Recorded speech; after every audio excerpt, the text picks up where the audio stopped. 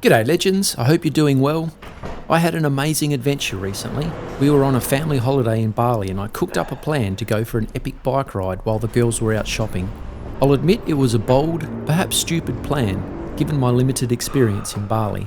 But I'd lugged a bunch of riding gear all the way from Australia. Good morning. With only a couple of days left, I'd finally managed to get hold of a decent bike. Thank you. So I was super keen to make it happen. But standing here on the side of the busy bypass road, I was feeling very nervous. Worst of all, I had to make a U-turn after just a couple of 100 metres to start the journey north. But first, let's take a quick look at the plan. From our hotel in Sanur, I was heading north, away from the hustle and bustle and going somewhere remote and somewhere challenging. The Kintamani district is home to Mount Batur, one of only 2 active volcanoes in Bali. If I could make it to the rim of the caldera that contained Mount Batur, then maybe, just maybe, I would have enough energy to make the extra journey to the top. I'd have to be very careful though, because I'd still need a ton of energy for the return journey, especially considering the crazy afternoon traffic. I spotted a gap in the traffic, and before I could change my mind, my legs were pedalling a million miles an hour. I was away. And don't worry, you won't have to look at my legs for too much longer. I'd been stressing about the upcoming U-turn across the busy traffic. Thankfully there was a car already turning, and I gladly huddled in behind it, using it as a bit of a shield.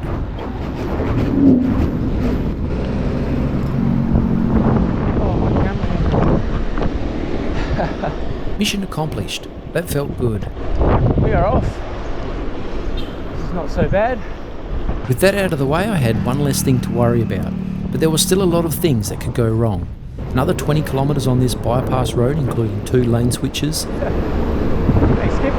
traffic lights and roundabouts, the police, rabid dogs, and who knows, maybe even being kidnapped. And that was just one post on Reddit. I think this is where I need to get in the right lane here. In truth, I'd been dreading these lane switches on the bypass road, but according to the route that Strava had created for me, it was the best way to go. What could possibly go wrong?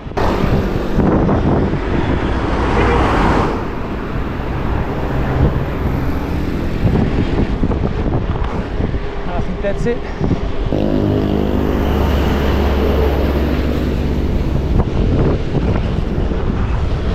Oh boy.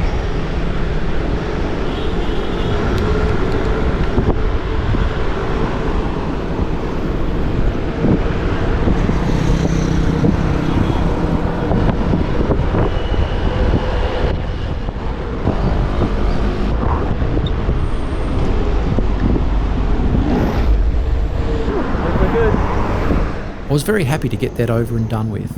Now I just had to survive another 16 kilometres on this road before I turned off onto a much smaller road and started the climb up to Kintamani. On a side note, you wouldn't believe how hard it was to find a decent bike in Sanur. After searching all week for a bike that didn't have a rusty chain and wobbly wheels, and with only 2 days of holidays remaining, I received a promising tip. Oh, look at all those bikes. See, we could have rented those, but we didn't. Dad wants to get a bike that's near the shop that we want to go to. So then I have to get dinkied by him, so that when we get there, I can have my own bike and he can buy a bike. We got this. Yep. Yep. We do. So a big shout out to Wayan from Rare Angon for this well looked after Thrill Vanquish mountain bike with 27.5 wheels and a 1x10 drivetrain. If you're ever in Sanur and looking for a decent bike, then I would definitely recommend you look him up. It's pretty cool. No one actually seems bothered that I'm here. I don't seem to be getting in the way, so that's the big win. Now you might be wondering who sent me on this crazy goose chase in the first place. Well, for once it wasn't Google Maps. Strava subscribers have access to a route creation feature which makes use of popular routes ridden by the Strava community. As I was short on time and I didn't have my laptop with me, I decided to take a bit of a risk and put my trust in Strava. I'm starting to feel a bit more relaxed now. Getting the hang of it, I think. I mean, I've been a lot less here than I would have in Australia. How's that?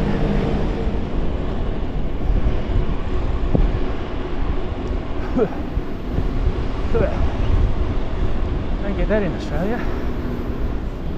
Turning left and heading north.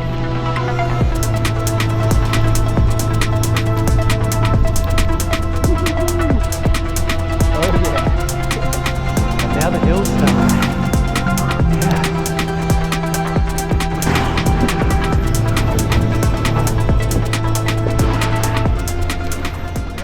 Selamat datang. Don't worry, I won't be charging for Indonesian lessons. I learned a few basic phrases before I came over, but the Balinese are pretty good at communicating in English, so it wasn't really necessary. I did try and use a few words here and there, which I hope they appreciated. However, the best part was the extreme embarrassment that it seemed to cause my children. This constant elevation is starting to kick in.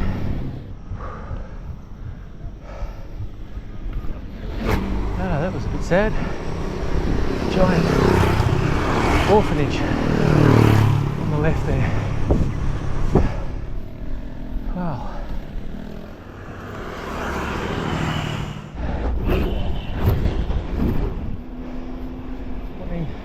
I tried my best to stay out of everyone's way as they went about their day-to-day life, but it was inevitable that I was going to be in the wrong place at the wrong time for someone. Sorry, mate. Well, at least he didn't have to get out and push. We would have needed all that momentum to get up the hill. Oh, I felt a couple of drops back before. One thing I did not think about was rain. I really hope it doesn't rain. I was starting to feel a lot more comfortable about the traffic. Although it seemed chaotic and it was unlike anything that I had experienced in Australia, I was starting to look at it in a different light. The roads were narrower in Bali and it kind of forced everyone to move a bit more slowly. And I guess people were probably travelling smaller distances as well compared to Australia, so they didn't have to travel as fast. But the main thing I was starting to understand was the way the Balinese approached their driving. They didn't appear to be in a hurry, they weren't aggressive, they weren't angry, and they were happy to let people turn and merge in front of them to keep the flow of the traffic going. Basically the complete opposite of how I drive in Australia. I can honestly say that out of everything I experienced on this trip, this understanding has made me take a closer look at how we do things in Australia. I think I'm about halfway to Kintamani. Wow, so quiet. Where am I? As the morning wore on, the temperature got hotter and hotter. Hey. I was well protected from the sun by a long sleeve riding jersey, but it was now saturated with sweat, so I knew I had to keep drinking to stay hydrated, even if it meant having to refill my water bottles and bladder. Although the tap water in Bali is not recommended for drinking, I was hoping there'd be somewhere I could buy a bottle of water or two. One thing I really enjoyed about these villages were the small interactions with the Balinese, but there were some locals that I was a little bit wary of. Hello, boys. Hello. Hello. One nip and I'd be making a beeline for the nearest hospital to test out their rabies vaccine. Hello. Hello. Bagus. It really felt like the dogs had a sixth sense for foreigners. Maybe it was my bike, or maybe it was my bad Indonesian. Hello. Whatever it was, I felt quite relieved every time they let me pass.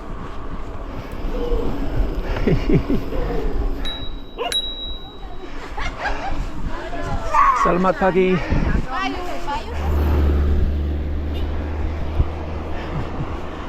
Wait for me. I wonder where they're going. Hello. Ooh, starting to heat up. Helicopter. I wonder where he's going. Hopefully not to the mountain bike trails. Coming up next, I had a very strange experience. I thought I was going to be abducted by an alien spaceship. Can you guess what it was? Oh wow.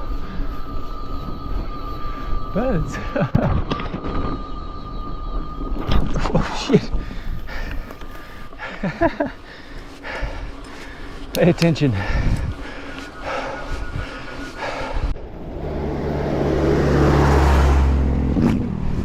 This situation felt quite odd, like I was riding through someone's living room. It looked like little Johnny was getting roasted by his big sister. Even the dogs were scared. This next little interaction was very cute. The boy's dad was prompting him with English phrases in the background. What a clever tyke. Hello. How are you? Good, how are you? Good. As I got closer to the top of the caldera, the road started getting even steeper. It seemed like this little fella knew exactly how I was feeling. Hello. Ay, ay, ay. This is hurting more than I expected it would. Oh, I don't know if it's the seat. Oh, maybe the humidity. Just the non-stop climbing. 20 kilometres, 30 kilometres, 40 kilometres of climbing. Oh dear. Have another gel. Send Jane location. Where I actually am. Oh boy. Alright, let's get on this little downhill. Oh, far out. I didn't even check where I was. Off to Wayan. Where am I? Oh, so close to the top. Not far now. Alright, keep rolling. Oh.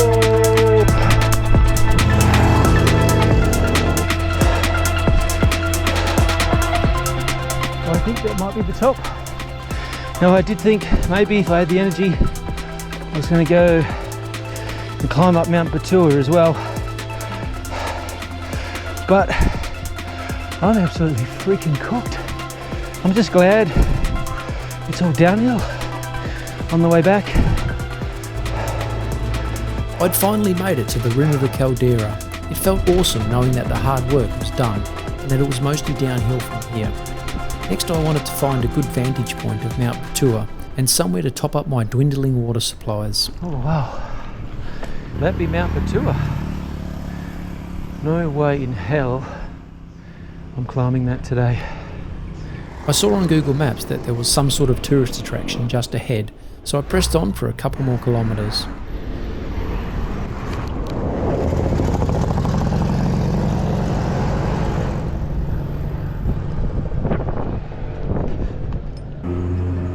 And then I found it, my chance to become famous on Instagram. Wow. This is the place. After taking the requisite bike pic and selfie, it was time to find some water.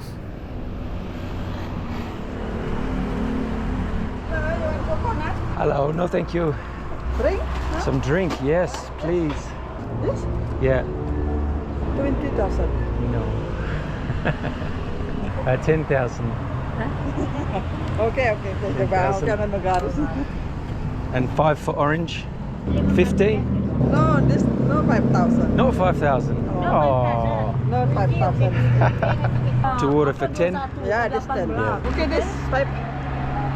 5? Yeah. Yeah?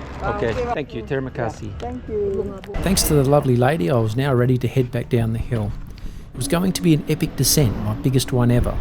But even with my newfound confidence in Bali roads, I was still a little bit concerned about what the afternoon traffic would bring.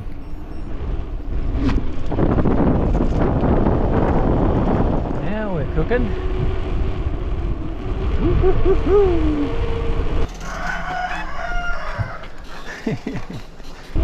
Definitely don't want to go too fast here.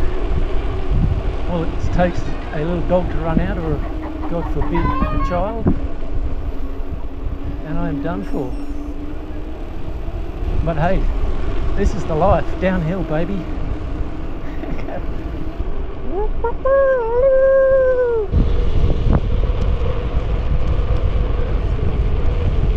It was possible to ride very quickly at this point, often faster than some of the other vehicles on the road. I continued heading south, bungling my way through the intersections in the small villages. The traffic was steadily increasing, but it wasn't slowing anyone down. My hands were starting to feel quite numb. The faster speed and rough roads were not a good combination, so it felt really good on these beautiful smooth sections.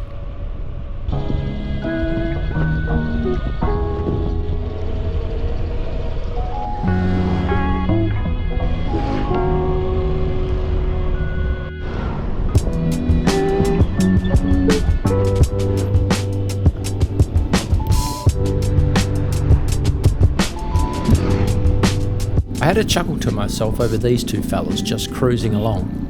They were having a grand old time, chatting away, seemingly without a care in the world, and no one seemed too bothered by them either.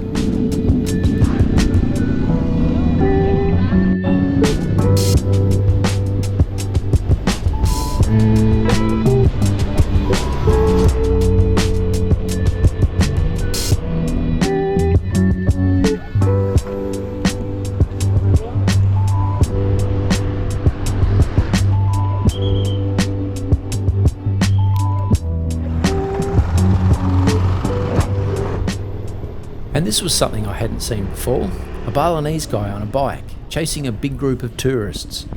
I mean, bloody hell guys, just buy the damn sarong already.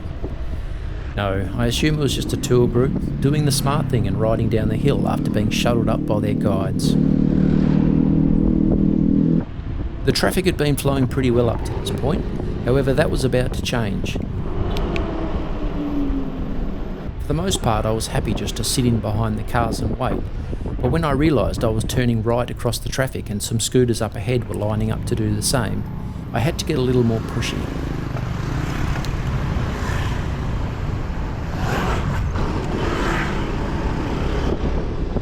There were a lot more cars and scooters around now and things were getting a little bit more hectic.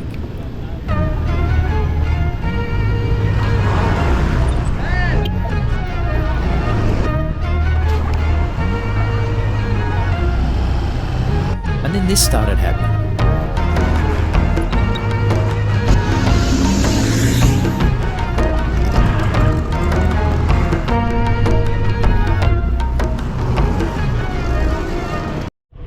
On the home stretch now, and I was looking forward to getting back to the hotel and relaxing with the family.